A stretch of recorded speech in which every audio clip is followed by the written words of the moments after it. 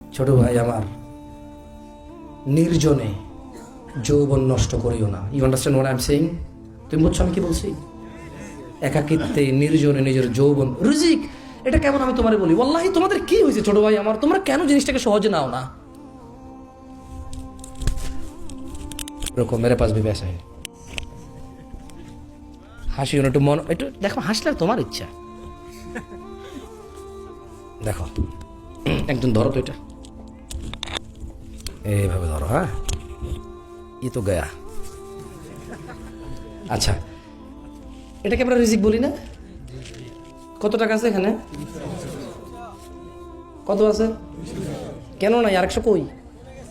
ফেলে দিছি, চলে যায় নাই। কি করছি? ফেলে দিছি।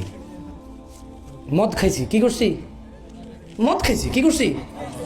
আর কত আছে? এখন এখন আমার সম্পদের মধ্যে কত টাকা আছে? এই 100 টাকা ঘষাঘষি করলে, এই 100 টাকা কি দিন রাত 24 ঘন্টা ফু দিলে 200 হবে? বালিশের নিচে রেখে দিলে, ফজরের পরে উঠে বগলের নিচে রেখে দৌড়াদৌড়ি করলে, হ্যাঁ হবে? 200 হবে? তো যৌবনটা তো এমন, তোমাকে আল্লাহ যতটুকু দিছে তুমি ওয়াশরুমে ফেলে দিচ্ছ না, তুমি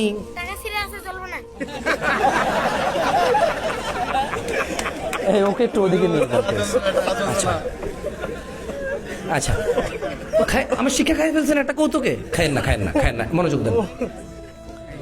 দেখো ছোট ভাই আমার, আল্লাহ নবী সাল্লাল্লাহু আলাইহি সাল্লাম বলছে, লা ইয়াজনি জানি, এত কথা বলি না তো প্লিজ।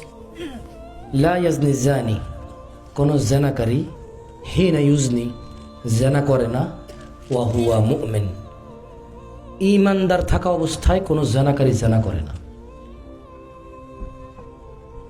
তার মানে যখন মানুষ জেনা করতে যায় তার সাথে তার ঈমান থাকে না। যৌবন একটা রিস্ক, অবৈধ পথে। আপনি একটা জিনিস জানেন? আচ্ছা, পৃথিবীতে এমন কোন জায়গা আছে যেখানে ছোট ভাই তুমি ঢুকে গেলে আল্লাহ তোমাকে দেখবেন, এরকম আছে?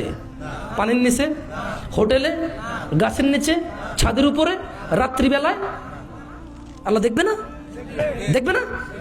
তো আল্লাহ নবীও তো বলছে, আয়েশা রাদিয়াল্লাহু তাআলা আনহা বলছে যে, ইয়া উম্মাতা মুহাম্মদ, হে উম্মতে মুহাম্মদরা, মা আহাদুন আগিয়ারা মিন আল্লাহ, তোমাদের মধ্যে আল্লাহর চাইতে অধিক মর্যাদার কারো নাই।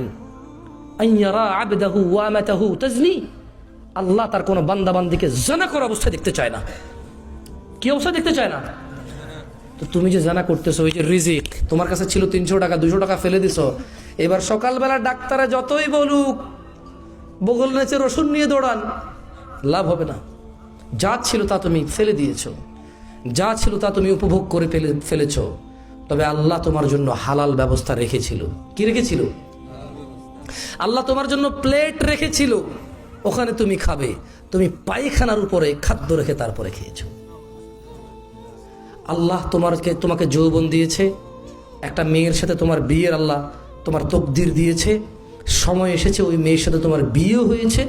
আল্লাহ তোমার যতটুকু যৌবন লিখে রেখেছিল তুমি ওর সাথে উপভোগ করতে পারতা হালাল ভাবে, আল্লাহকে সন্তুষ্ট রেখে, অথচ তুমি হারাম ভাবে যৌবন নষ্ট করেছো।